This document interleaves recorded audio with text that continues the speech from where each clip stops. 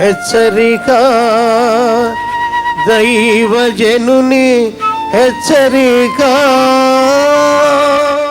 నేను గనక ఈరోజు నిర్లక్ష్యంగా దేవుని విషయాల్లో ఉంటే నన్ను ఊరుకోడు దేవుడు, నన్ను అడుగుతాడు దేవుడు, నన్ను శిక్షిస్తాడు దేవుడు.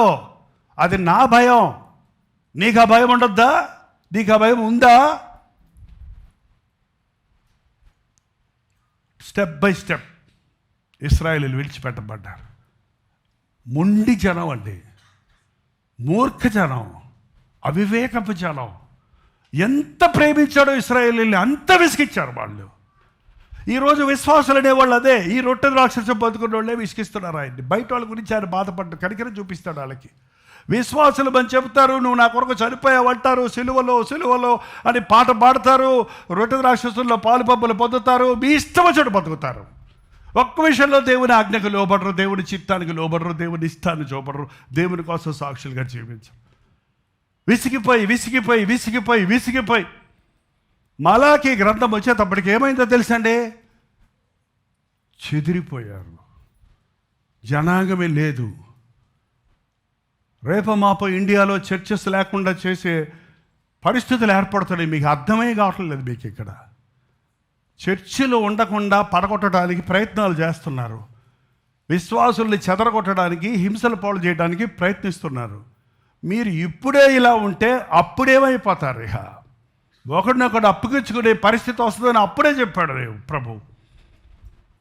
మలాకీ గ్రంథం తర్వాత మత్తయి సువార్త వచ్చే వరకు మధ్యలో 400 సంవత్సరాలు ఇశ్రాయేలు జనాంగానికి దర్శనం లేదు, ప్రవచనం లేదు, దూతలు లేరు, దేవుని సన్నిధి, దేవుని మందిరం లేదు, ఏమీ లేదు. 400 years blank, nobody, nothing is return. బైబిల్లో ఏమి చేయలేదు, వదిలేశాడు. వాళ్ళు మర్చిపోయాడు, వదిలేశాడు.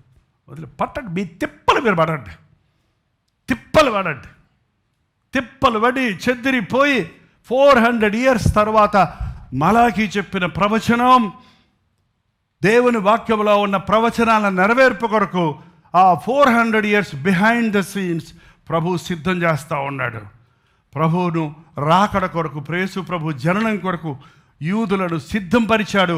ఆయన సిద్ధమయ్యేటప్పటికీ చెదిరిపోయిన వారిని ఒక అన్యరాజుకి ప్రేరేపణించి కట్టుకోడ్రా బాబు ఆలయం అని చెప్పేటట్టు చేసి, ఆయన వచ్చేటప్పటికి ఆలయం సిద్ధం చేసి, ఆ తర్వాత ఈ పరిచయులు, సద్దుకయ్యులు అనే వాళ్ళందరూ వచ్చి ఆ ధర్మశాస్త్రాన్ని తీసుకొచ్చి వీళ్ళ సొంత చట్టాలు చేసి పరిశుద్ధత పరిశుద్ధత పరిశుద్ధత అతి పరిశుద్ధత సంఘాలు ఉన్నాయి. ఇప్పుడు అతి పరిశుద్ధులు వీళ్ళు. అసలు అతి పరిశుద్ధులు అంటే వీళ్ళు చెప్పే అన్నీ తెల్ల బట్టలు వేసుకోవాలి, బంగారం పెట్టుకోకూడదు, నవ్వకూడదు, మీసం ఉండకూడదు, కారుకి ముందు బార్నెట్ ఉండకూడదు. ఏంటంటే అతి పరిశుద్ధం ఇది. ఉమ్మెయ్యకూడదు, కింద మింగకూడదు. ఇది ఇట్లాంటి పరిచయుల భక్తి ఏంటంటే జీలకర్రలో దశంభాగం ఇవ్వు, ఇది చెయ్యి, అది చెయ్యి అని మనుషులు పెట్టుకుని ఊరంతా తిప్పుతారంట. అలాంటి సంఘాలు, ముప్పు తిప్పలు పెట్టే సంఘాలు ఉన్నాయి ఇవాళ. మనుషులు అన్ని రకాలుగా మతాచారాలతో నిండిపోయిన సంఘాలు ఉన్నాయి. సద్దుకాయలు అసలు దూతలు లేరు, మరణం తర్వాత జీవితం లేదు అని వాళ్ళొక సిద్ధాంతం తీసుకొచ్చారు. వాళ్ళిద్దరు భేదాలు. ఆ సమయంలో యేసు ప్రభు వచ్చాడండి. ఆ సమయంలో నలిగిపోతున్న ఇశ్రాయేలు జనాంగం, అటు రోమన్ సామ్రాజ్యం, ఇటు హేరోదు రాజు బలాత్కారం. అప్పుడు బుద్ధి వచ్చింది వాళ్ళకి. అప్పుడు విరిగిపోయారు వాళ్ళు, అప్పుడు చెదిరిపోయిన వాళ్ళు పోగయ్యారు. అప్పుడు మెస్సయ్య వచ్చాడు, రక్షకుడు వచ్చాడు అన్న సందేశం ప్రకటించబడింది. అదే జరగబోతుంది ఇప్పుడు ఈ అంచెదినాలలో. ప్రభు వదిలిపెట్టేసిన తర్వాత సిద్ధపడి ఉన్నవారు ఎత్తబడతారు. తర్వాత క్రీస్తు విరోధి యాంటా క్రైస్ట్ ఈ భూలోకాన్ని ఏలబోతున్నాడు. అప్పుడు చర్చెస్ ఉంటాయి, పాస్టర్లు ఉంటారు. పాస్టర్లు వాడి చేతుల్లో ఉంటాడు, వాడు చెప్పమన్నదే చెప్తారు. ఏసే దేవుడు అని చెప్తే ఒప్పుకోరు. అప్పుడు రక్షణ మార్గం లేదు. ఆ అధికారం ఒక్కడే ఉంటాడు.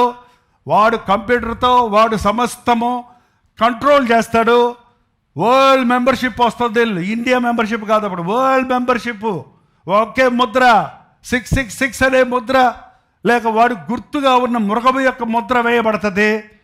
వాడి అనుమతి లేకుండా చిప్స్ పెట్టేసి ఇప్పుడే చూపిస్తున్నాడు దేవుడు. ఇదంతా behind the scene already preparing.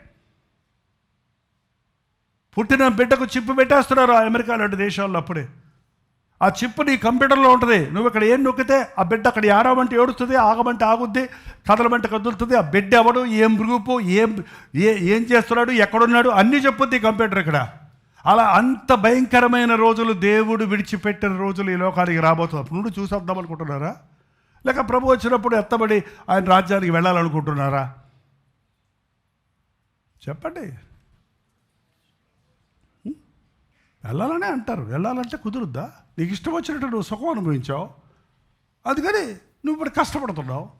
లాజరు నా కొరకు కష్టం అనుభవించాడు కాబట్టి ఇప్పుడు సుఖపడుతున్నాడు. నువ్వు ఇప్పుడు కష్టపడితే, ఇప్పుడు త్యాగం చేస్తే, ఇప్పుడు సమర్పించుకుంటే, ఇప్పుడు నష్టపోతే, ఇప్పుడు నీ విశ్వాసం ఉపయోగిస్తే, ఇప్పుడు నీ నిజమైన భక్తిని చూపిస్తే, ఇప్పుడు క్రీస్తు కొరకు శ్రమలు పట్టడం గొప్ప భాగ్యం అని ఎంచుకుంటే, ఇప్పుడు నీ శరీరాన్ని అదుపులో పెట్టుకుంటే, ఇప్పుడు నీ ఆశలు సిలువ వేసుకుంటే, ఇప్పుడు నువ్వు క్రీస్తు సాక్షిగా జీవించి నిందలు, అవమానాలు, బాధలైనా కూడా ప్రభు కొరకు నిలబడగలిగితే అప్పుడు దేవుడిచ్చే జీవ కిరీటాలు పొందుకుంటాం. కానీ అని ఇక్కడ మన ఇష్టం వచ్చినట్టు ఫ్రీగా ఉండాలి. నన్ను ఎవడు నా జోలికి రాకూడదు, నన్ను ఎవడేం అనకూడదు, నాకు ఎవరు చెప్పకూడదు, నాకు ఎవడైనా చెప్తే నేను అసలు చేయను, ఏం చేస్తారు చేసుకో అనే బుద్ధి, అనే మనస్సు మనకు కలిగి ఉంటే ఎందుకు పనికి వస్తామండి మనం? ఇంకా ఖచ్చితంగా ప్రభు విడిచిపెట్టిన గుంపులో ఉండిపోవాల్సి వస్తుంది. Don't take it as a joke. దేవుని కార్యాలు అజాగ్రత్తగా చేయొద్దు, దేవునితో ఆటలాడొద్దు, పరిశుద్ధాత్మని దుఃఖపరచొద్దు, దేవుని వాక్యానికి విరుద్ధంగా నడవద్దు. దేవుని మాటలకు, దేవుడు దైవజనుల ద్వారా తెలియజేసిన మాటలకు లోబడితే అది అర్థం కాకపోయినా దైవజనుడు చెప్పాడంటే నేను లోబడతాడన్నోడు చెడిపోయిన వాడిని ఎక్కడ చూడలేదు. బాగుపడింది నేనే. నా దైవజనులు నన్ను గద్దించినప్పుడు ఎందుకు చెప్తున్నారో అర్థం కాకపోయినా, నేను చెయ్యని దానికి నన్ను గద్దిస్తున్నా, నేను నోరు మూసుకొని అంగీకరించాను కాబట్టి ఈ రోజు వరకు నా విశ్వాసాన్ని కాపాడుకుంటున్నా.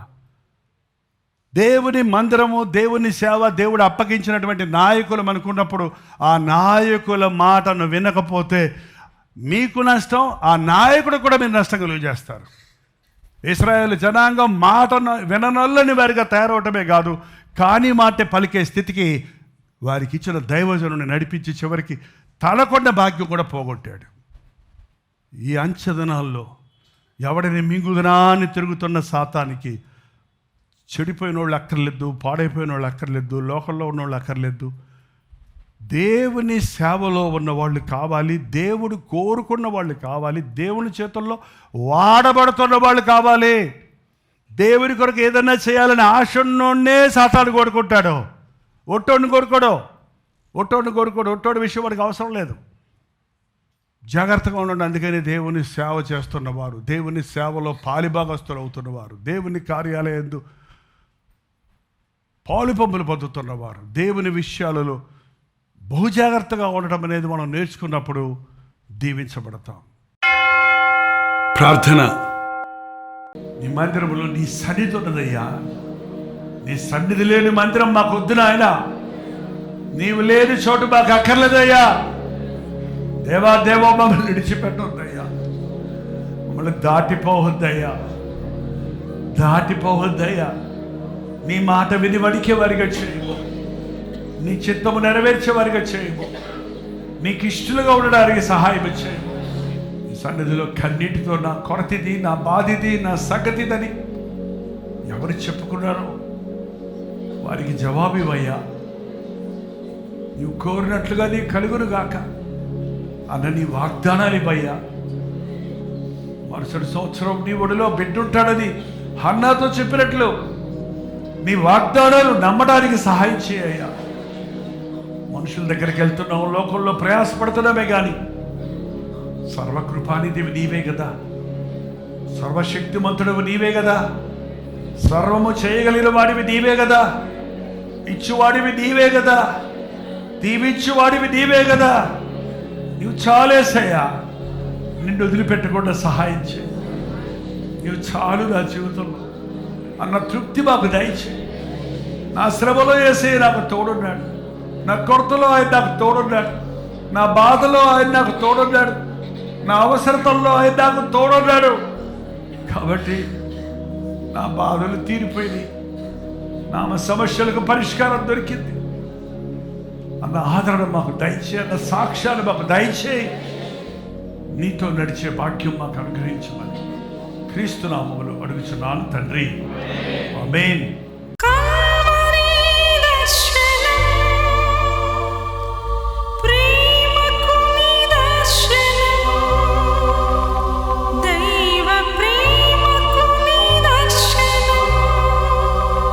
తెలుగు, తమిళ, హిందీ, మలయాళం, బెంగాలీ, ఒరియా అనే 6 భాషల్లో టెలివిజన్ ప్రోగ్రామ్స్ కొనసాగుతూనే ఉన్నాయి. భారభరితమైన పరిచయంలో మీరు సహకరించాలని ఆశిస్తే, ప్రభువు మిమ్మల్ని ప్రేరేపిస్తే మీ విరాళాలు, కానుకలు డాక్టర్ జై ఫౌండేషన్స్ అనే ట్రస్ట్ నెంబర్కి మీరు పంపించవచ్చు. అవి నేరుగా టీవీ ఛానల్స్కి వెళ్తే అందులో ఏది మేము మా సొంత ఖర్చుల కొరకు ముట్టుకోవటం లేదు, వేరే పరిచయ కొరకు ముట్టుకోవటం లేదు. టెలివిజన్ పరిచయలో ఇంకా సువార్త అనేది వారికి అది అందించాలని ఆశతో ఒక 20 సంవత్సరాలుగా కొనసాగుతున్న పరిచయం కొరకు ప్రార్థించండి, మీ సహకారాన్ని అందించండి. ఈ విషయం మీకు ఇంకా వివరాలు కావాలంటే 89393939 అనే నెంబర్కి మార్నింగ్ 10 నుంచి ఈవినింగ్ 10 లోపల మీరు ఫోన్ చేయండి, వివరాలు గురించి తెలియజేస్తాను.